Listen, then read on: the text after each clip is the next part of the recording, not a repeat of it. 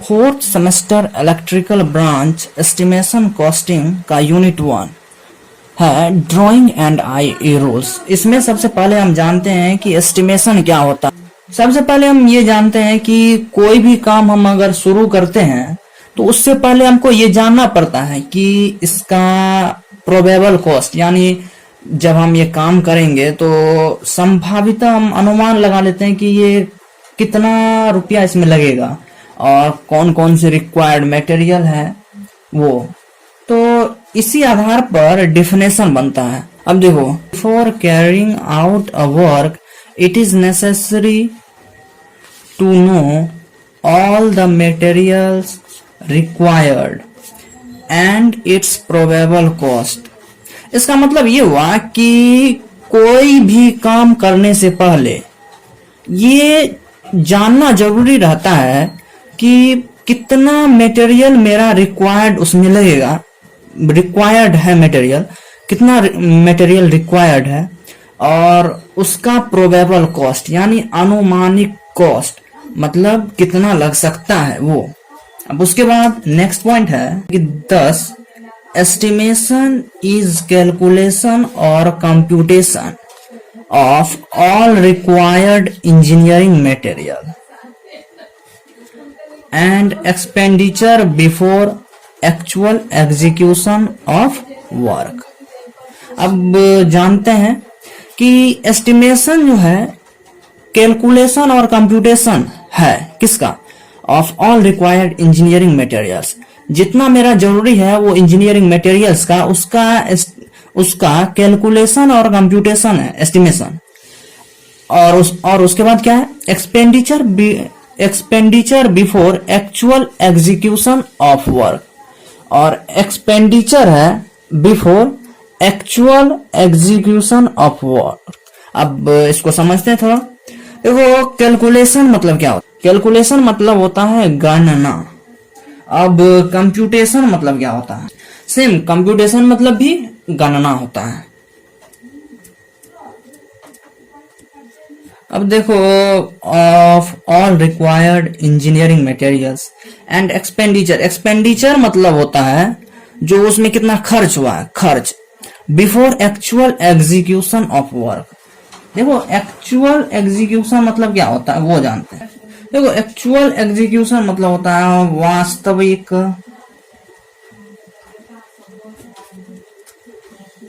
क्रियान्वयन। तो इसका फिर से समझते हैं कि क्या होता है आखिर। 10 एस्टिमेशन इज कैलकुलेशन और computation of all required engineering materials. तो एस्टिमेशन जो है मेरा कैलकुलेशन और कंप्यूटेशन है, मतलब गणना करता है वो किसका, of all required engineering materials. जितना भी मेरा जरूरी है इंजीनियरिंग मटेरियल्स उसका गणना करता है एस्टिमेशन। और उसके बाद और क्या करता है, तो expenditure before actual execution of work. जो कोई भी कार्य मतलब कैरी हो रहा है, मतलब वास्तविक रूप से वो कार्यरत है, क्रियान्वयन में है, तो उसका एक्सपेंडिचर मतलब खर्च बताता है वो वास्तविक काम से पहले, कुछ मतलब काम को स्टार्ट करने से पहले, तो वो खर्च कौन बताता। देखो, अब बोलता है कि एस्टिमेशन ऑफ एनी इंस्टॉलेशन। किसी भी इंस्टॉलेशन का एस्टिमेशन जो है शुड इंक्लूड, मतलब वो इंक्लूड क्या, मतलब उसमें सम्मिलित ये होना चाहिए कि a complete knowledge about the work. यानी ये सेंटेंस का मतलब ये है कि एस्टिमेशन ऑफ एनी इंस्टॉलेशन, किसी भी इंस्टॉलेशन का जो एस्टिमेशन हम करते हैं तो वो कंप्लीट नॉलेज उस काम का उसमें रहना चाहिए, इंक्लूड रहना चाहिए। इसका मतलब ये हुआ। अब नेक्स्ट पॉइंट, इसका एग्जांपल हम लेते हैं। तो ये हो गया drying of work. Drying of work मतलब किसी भी काम का ड्राइंग। तो इसमें बहुत तरह के ड्राइंग होते हैं, जैसे wiring diagram, pipe diagram, etc., सब के बारे में हम आगे जानेंगे। अब ये हो गया इसका डेफिनेशन, एस्टिमेशन का डेफिनेशन, प्लस यहां तक हो गया इसका एग्जांपल। अब इसमें कुछ इंपॉर्टेंट पॉइंट है, जैसे यहां तक ये समझ गए हम। उसके बाद ये भी समझ गए यहां तक।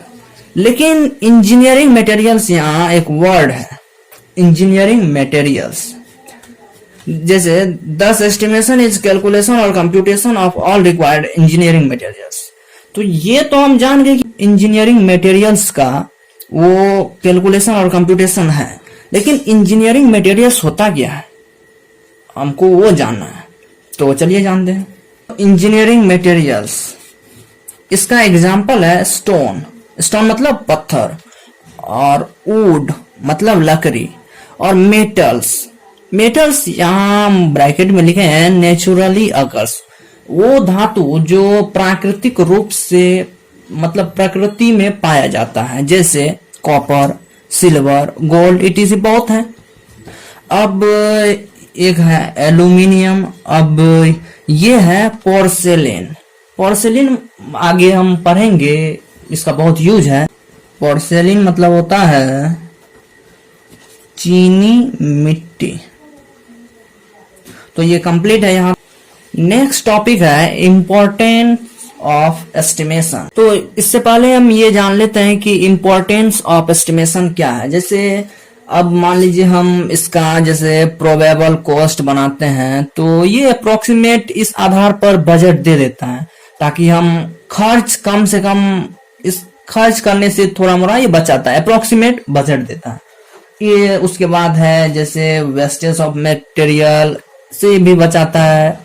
और उसके बाद है कि जैसे हम जब एस्टिमेशन करते हैं, एस्टिमेटिंग करते हैं उसका किसी भी मटेरियल का, तो हम करेक्ट मटेरियल चूज करते हैं। उसके बाद क्वांटिटी ऑफ मटेरियल भी हाई होता है, तो उसी को हम पॉइंट बना करके लिखते हैं। तो it gives the approximate budget for carrying out the work, मतलब जब काम हम करते हैं तो उससे पहले एस्टिमेट कर लेते हैं जो इतना लगेगा, ये लगेगा, फलना चिलना जो लगेगा, तो अप्रोक्सीमेट बजट वो दे देता है, ताकि हम खर्च करने से भी बच जाते हैं। तो इसका मतलब ये हुआ। अब नेक्स्ट पॉइंट है it avoids wastage of material. देखो सबसे पहले हम ये जानते हैं कि अवॉइड्स मतलब क्या होता है। तो अवॉइड्स मतलब होता है से बचाना, मतलब होता है बचाना। तो इसका मतलब क्या हुआ कि वेस्टेज ऑफ मटेरियल से बचाता है। वेस्टेज मतलब जैसे कोई बर्बाद हो रहा है मटेरियल, तो उससे बचाता है। ठीक, नेक्स्ट पॉइंट है it helps to use correct material और क्वालिटी ऑफ मटेरियल्स। जब एस्टिमेट हम करते हैं तो उस वक्त हम ये जानते हैं कि ये हेल्प्स करता है किसमें, तो यूज मतलब उपयोग कराने में भी और चुनने में भी, ये डिसाइड करने में भी कि करेक्ट मटेरियल हम यूज कर रहे हैं। और दूसरा की क्वालिटी ऑफ मटेरियल्स, वो भी डिपेंड करता है, ये एस्टिमेट हम जब करते हैं उसी पर डिपेंड करता है। तब नेक्स्ट पॉइंट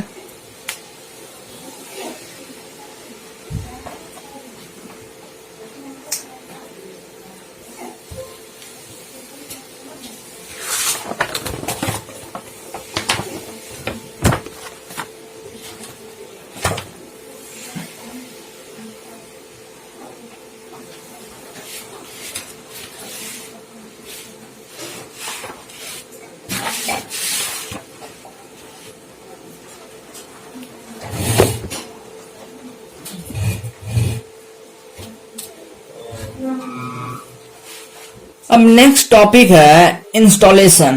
तो क्या होता है इंस्टॉलेशन, उसके बारे में जानते हैं। The electric wiring and fitting installed in a particular place is called installation. तो जब हम इलेक्ट्रिक वायरिंग करते हैं, फिटिंग करते हैं, वो इंस्टॉल्ड करते कहाँ, एक पार्टिकुलर प्लेस, चाहे वो पार्टिकुलर प्लेस मेरा घर क्यों ना हो, ऑफिस क्यों ना हो, जो भी हो, उसमें जब हम करते हैं तो उसको इंस्टॉलेशन कहते हैं। अब ये जानते हैं जो इंस्टॉलेशन शब्द आया कहां से। तो इंस्टॉलेशन शब्द इंस्टॉल से आया है, इंस्टॉल, जिसका मतलब होता है सेट अप और होता है पुट इन प्लेस। यहां से हम थोड़ा मोड़ा जानते हैं, जो डिफिनेशन भी कर रहा है कि installed in a particular place, यहाँ पुट इन प्लेस। तो यहाँ क्या, इसका मतलब क्या कि इलेक्ट्रिक वायरिंग, अब इलेक्ट्रिकल में है तो अब क्या होगा, the electric wiring and fitting. जब हम वायरिंग करते हैं, फिटिंग करते हैं, वो installed in a particular place, और वो पार्टिकुलर प्लेस चाहे होम या फिर ऑफिस या फिर कोई भी जगह हो, वहां जो इंस्टॉल करते हैं, फिटिंग करते हैं, तो उसको बोलते हैं, उस क्रिया को बोलते हैं इंस्टॉलेशन। ठीक, अब नेक्स्ट टॉपिक है टाइप्स ऑफ इंस्टॉलेशन। तो ये दो प्रकार के होते हैं, पहला इंटरनल इलेक्ट्रिकल इंस्टॉलेशन, दूसरा एक्सटर्नल इलेक्ट्रिकल इंस्टॉलेशन। एक एक करके जानते हैं। सबसे पहले हम जानते हैं इंटरनल इलेक्ट्रिकल इंस्टॉलेशन क्या होता है। कहने का मतलब, इंटरनल इलेक्ट्रिकल इंस्टॉलेशन का मतलब ये हुआ कि installation which is carried indoor. Indoor का मतलब ये होता है कि भीतरी, यानी घर के भीतर। अब इंडोर का मतलब होता है घर के अंदर, ये हुआ इंडोर का मतलब। तो वो इंस्टॉलेशन हम करते हैं जो घर का अंदर हो। तो ऐसा इंस्टॉलेशन जो घर के अंदर किया हुआ हो, उसे हम बोलते हैं इंटरनल इलेक्ट्रिकल इंस्टॉलेशन। ठीक, नेक्स्ट पॉइंट हमारा ये है कि दिस में कंटेन्स रेसिडेंशियल बिल्डिंग, उसके बाद है फैक्ट्री, उसके बाद है कॉमर्शियल कॉम्प्लेक्स, उसके बाद है control room of substation and generating station. देखो रेसिडेंशियल बिल्डिंग, यहाँ तो रेसिडेंशियल बिल्डिंग मतलब क्या होता है कि निवास भवन, आवासीय भवन, आवासीय भवन, जो बिल्डिंग बोले, रेसिडेंशियल बिल्डिंग बोले, कोई फर्क नहीं, जिसमें हम आवास कर रहे हैं, निवास कर रहे हैं। अब फैक्ट्री मतलब होता है कारखाना। कॉमर्शियल कॉम्प्लेक्स मतलब होता है वाणिज्यिक परिसर।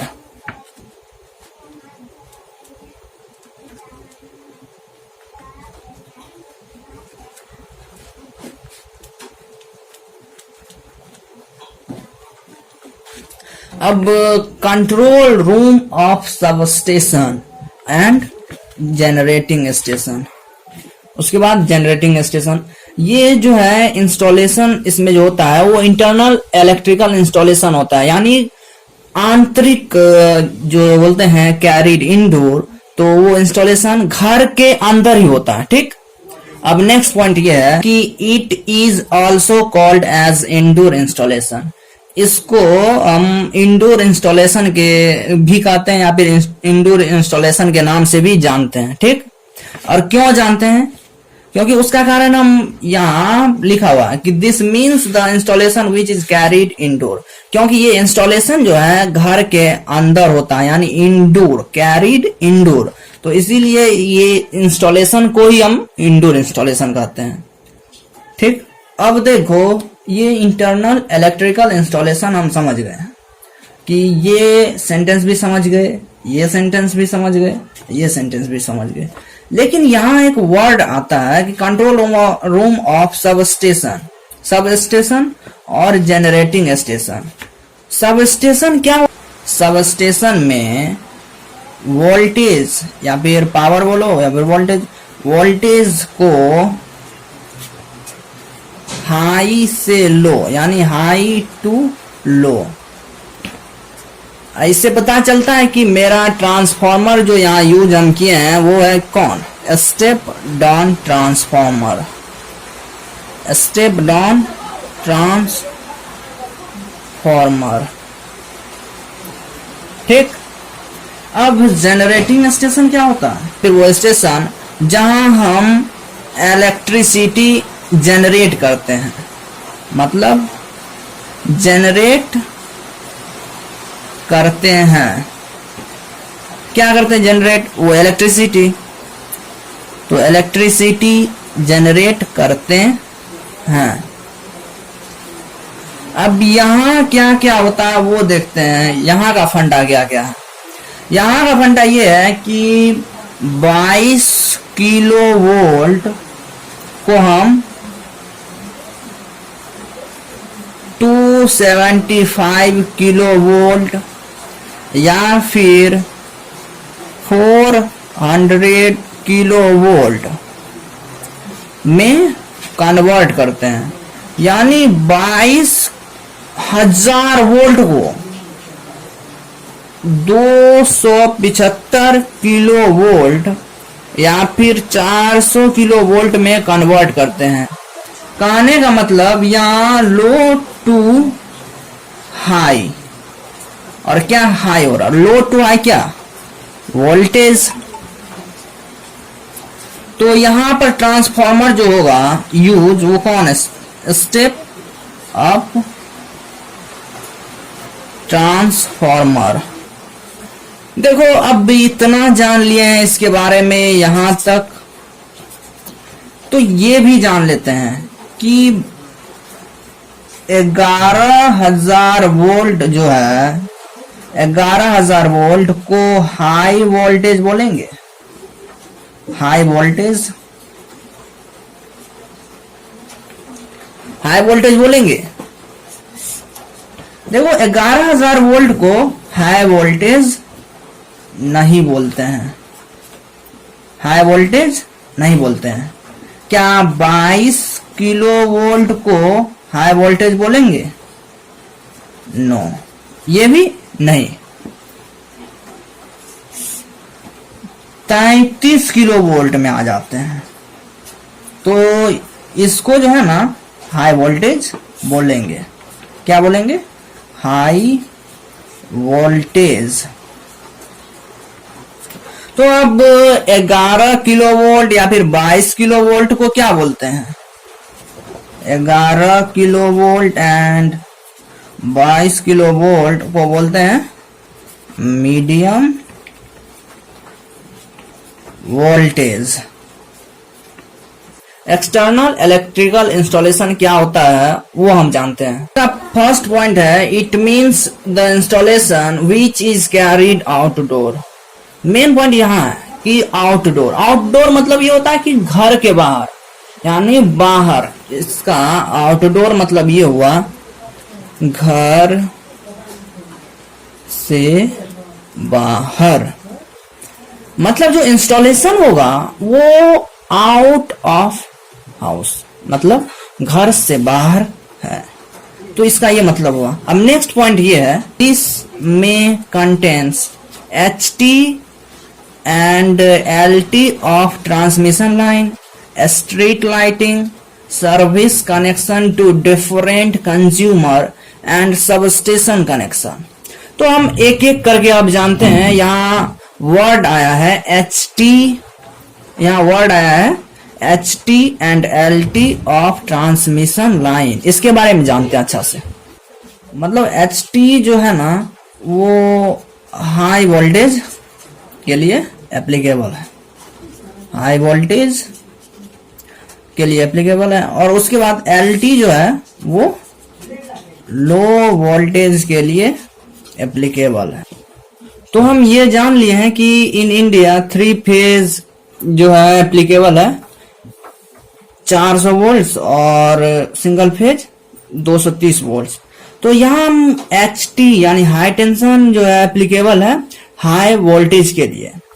तो कितना हाई वोल्टेज, तो HT supply is applicable for bulk power. Bulk power, यहां एक वर्ड आया बल्क पावर। बल्क का मतलब होता है बहुत अधिक, बहुत अधिक। तो कितना अधिक, तो वो अप्रोक्सीमेट 10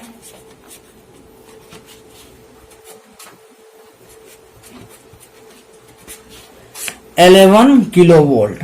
ठीक, नेक्स्ट पॉइंट हमारा है the main objective behind the outdoor installation is to transmit the electrical energy from generating station to the consumer।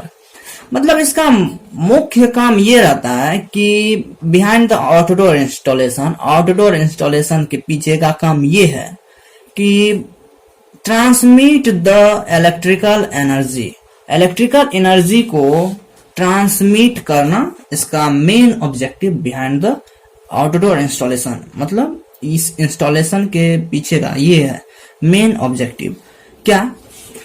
Transmit the electrical energy from generating station to the consumer. मतलब generating station से consumer. तो ये हम generating station के बारे में अभी तुरंत जाने हैं, लेकिन एक वर्ड आया है कंज्यूमर। तो कंज्यूमर बहुत तरह के होते हैं, तो इसके बारे में थोड़ा जान लेते हैं। अब देखो कंज्यूमर, तो कंज्यूमर बहुत तरह के होते हैं। हम कुछ उदाहरण लिए हैं, जैसे पहला हम लिए हैं डोमेस्टिक कंज्यूमर, फिर दूसरा commercial consumer, agriculture consumer, industrial consumer, street consumer. जैसे डोमेस्टिक मतलब हम जो घर में यूज कर रहे हैं, जैसे इसका मतलब घरेलू, मतलब जो घर में यूज कर रहे हैं। कॉमर्शियल अभी हम जस्ट इसके बारे में जाने। कॉमर्शियल एग्रीकल्चर मतलब हुआ कृषि, मतलब कृषि के क्षेत्र में भी जो हम यूज करते हैं इलेक्ट्रिसिटी का, वो। इंडस्ट्रियल इसका मतलब होता है औद्योगिक के क्षेत्र में, औद्योगिक के क्षेत्र में जो हम वोल्टेज या फिर पावर का यूज करते हैं, वो। स्ट्रीट, जैसे स्ट्रीट का मतलब ये हुआ स्ट्रीट लाइटिंग। स्ट्रीट मतलब वैसे होता है गली, लेकिन स्ट्रीट में हम क्या यूज करते हैं, तो स्ट्रीट लाइटिंग। तो अब next point, it is also called as outdoor installation. Outdoor installation क्यों कहते हैं? क्योंकि ये इंस्टॉलेशन जो एक्सटर्नल इंस्टॉलेशन वो घर के बाहर होता है, मतलब आउट ऑफ हाउस, घर से बाहर होता है। तो इसके कारण इसका नाम आउटडोर इंस्टॉलेशन हुआ। तो आज का लेक्चर यहीं पर समाप्त होता है।